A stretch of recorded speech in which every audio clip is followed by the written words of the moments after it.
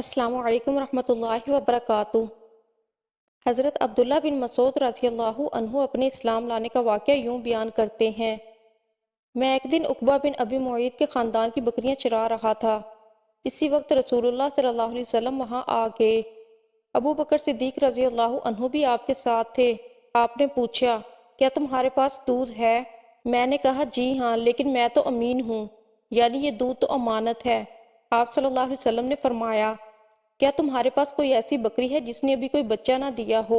میں نے کہا، جی ہاں، ایک ایسی بکری ہے۔ میں اس بکری کو آپ کے قریب لے آیا۔ اس کے ابھی تھن پوری طرح نہیں نکلے تھے۔ آپ صلی اللہ علیہ وسلم نے اس کی تھنوں کی جگہ پر ہاتھ پھیرا۔ اسی وقت اس بکری کے تھن دودھ سے بھر گئے۔ یہ واقعہ دوسری روایت میں یوں بیان ہوا ہے کہ اس بکری کے تھن سوکھ چکے تھے۔ آپ نے ان پر ہاتھ پھیرا تو وہ دودھ سے بھر گئے۔ حضرت عبداللہ بن مسعود رضی اللہ عنہ یہ دیکھ کر حیران رہ گئے۔ وہ آپ کو ایک صاف پتھر تک لے آئے۔ وہاں بیٹھ کر آپ صلی اللہ علیہ وسلم نے بکری کا دودھ دوہا۔ آپ نے وہ دودھ ابو بکر صدیق کو پلایا، پھر مجھے پلایا، اور آخر میں آپ نے خود پیا۔ پھر آپ نے بکری کے تھن سے فرمایا، سمٹ جا۔ چنانچہ تھن فوراً ہی پھر ویسے ہو گئے جیسے پہلے تھے۔ حضرت عبداللہ بن مسعود رضی اللہ عنہ فرماتے ہیں، جب میں نے رسول اللہ صلی اللہ علیہ وسلم کا یہ معجزہ دیکھا تو آپ سے عرض کیا، اے اللہ کے رسول، مجھے اس کی حقیقت بتائیے۔ آپ نے یہ سن کر میرے سر پر ہاتھ پھیرا اور فرمایا، اللہ تم پر رحم فرمائے، تم تو جانکار ہو۔ یہ عبداللہ بن مسعود باپ کی بجائے ماں کی طرف سے زیادہ مشہور تھے۔ ان کی ماں کا نام عبد تھا۔ ان کا قد بہت چھوٹا تھا، نہایت دبلے پتلے تھے۔ ایک مرتبہ صحابہ ان پر ہنسنے لگے تو آپ صلی اللہ علیہ وسلم نے ارشاد فرمایا، عبداللہ اپنے مرتبے کے لحاظ سے ترازو میں سب سے بھاری ہے۔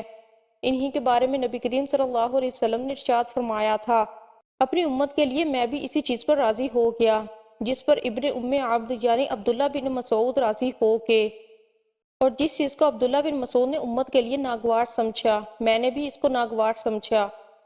آپ ان کی بہت عزت کرتے تھے، انہیں اپنی قریب بٹھایا کرتے تھے، ان سے کسی کو چھپایا نہیں کرتے تھے، اسی لیے یہ آپ کے گھر میں آتے جاتے تھے۔ یہ نبی کریم صلی اللہ علیہ وسلم کے آگے آگے یا ساتھ ساتھ چلا کرتے تھے۔ آپ جب غسل فرماتے تو یہی پردے کے لیے چادر تان کر کھڑے ہوتے تھے۔ آپ جب سو جاتے تو یہی آپ کو وقت پر جگایا کرتے تھے۔ اسی طرح جب آپ صلی اللہ علیہ وسلم کہیں جانے کے لیے کھڑے ہوتے تھے تو حضرت عبداللہ بن مسعود آپ کو جوتے پہناتے تھے۔ پھر جب آپ کہیں پہنچ کر بیٹھ جاتے تو یہ آپ کے جوتے اٹھا کر اپنے ہاتھ میں لے لیا کرتے تھے۔ ان کی انہی باتوں کی وجہ سے بعض صحابہ کرام میں مشہور تھا کہ یہ رسول اللہ صلی اللہ علیہ وسلم کے گھرانے والوں میں سے ہیں۔ انہیں آپ صلی اللہ علیہ وسلم نے جنت کی بشارت دی تھی۔ حضرت عبداللہ بن مسعود رضی اللہ عنہ فرمایا کرتے تھے، دنیا تمام کی تمام غموں کی پونجی ہے، اس میں اگر کوئی خوشی ہے تو وہ صرف وقتی فائدے کے طور پر ہے۔ حضرت عبداللہ بن مسعود کے بعد حضرت ابو ذر غفاری ایمان لائے۔